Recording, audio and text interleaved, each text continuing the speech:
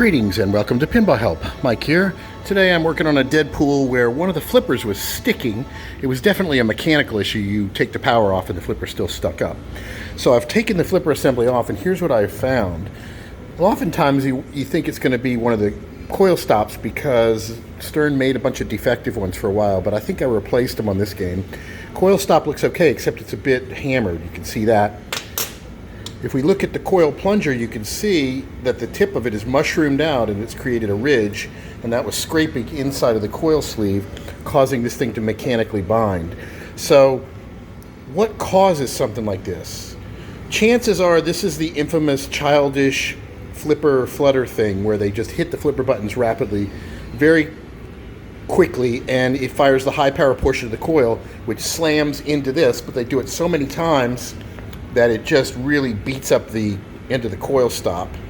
This is one of the reasons why that kind of stuff is just really a bad idea. It damages the games. So I'm gonna have to, what I can do is I've got like a grill pad here, very abrasive. I'm gonna use a file, and I'm gonna file that thing off, and also I'm just gonna smooth everything over and see if I can put this all back together. I think this is definitely fixable. So that's what we're gonna do. We're going to fix this flipper and put it back into operation. So I'm going to be using this here